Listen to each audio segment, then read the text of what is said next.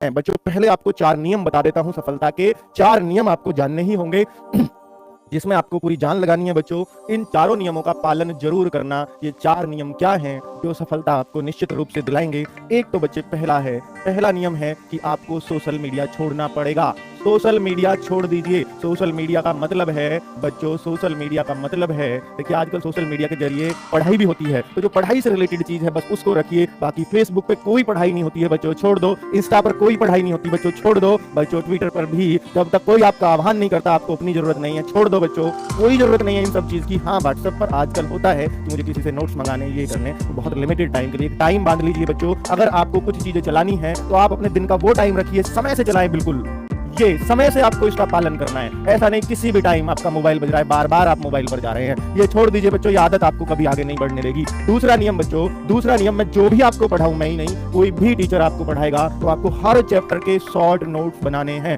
Short notes क्या होता है बच्चों, हर टॉपर बच्चा ये सलाह जरूर देगा, जो भी टॉपर बच्चा होगा, और आप सब टॉपर होंगे क्योंकि हमारा टारगेट 90+ है बच्चों। और जब हम 90+ की ठानते हैं तो 90% का मतलब होता है कि आप 90% क्लास में लाते तो आप टॉपर कहलाते। तो बच्चों टॉपर का मतलब होगा शॉर्ट नोट्स तैयार करने होंगे।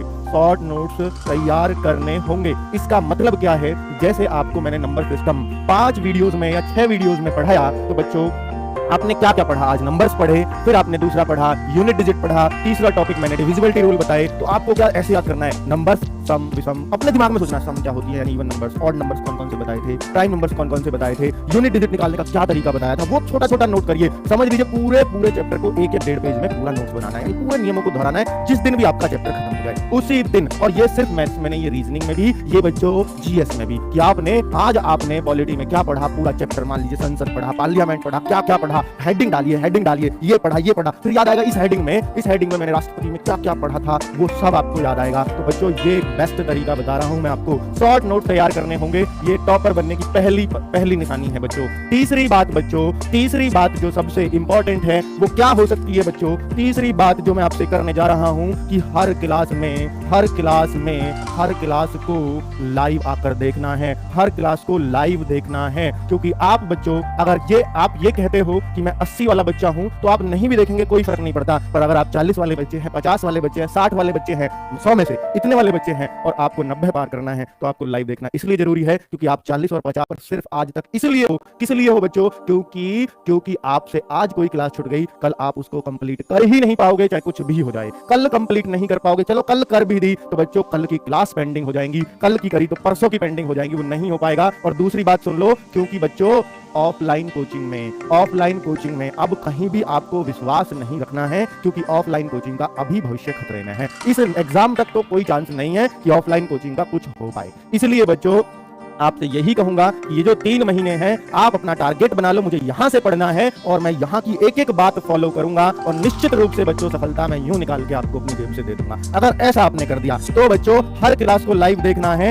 ये कोशिश करना। क्योंकि आज मैं देख रहा हूं अभी 4400 बच्चे लाइव हैं, कल को मैं देखूंगा यही 4000 हो जाएगा, परसों को देखूंगा 3800 हो जाएगा। तो बच्चे जो चीज बताई जाती है, पहले दिन हम एक्साइटमेंट में सारे आते हैं, दूसरे दिन हम और कम हो जाते हैं, तीसरे दिन हम और कम, और वास्तव में लास्ट तक वही बच्चा बचता है जिसको सफल होना होता है। इसीलिए आप असफल बार बार होते हो। मैं कितना भी कह लूं बच्चा जाएगा ही जाएगा वापस, मैं कितना भी कह लूं, क्योंकि सब सीरियस नहीं हो सकते। हो सकता है मुझसे पहले भी ये बातें की हो आपसे किसी ने। तो बच्चों ये, और चौथी बात है बच्चों, हर क्लास का, जैसे आज कोई भी क्लास खत्म हुई, हर क्लास का रिवीजन के लिए टाइम निकालो।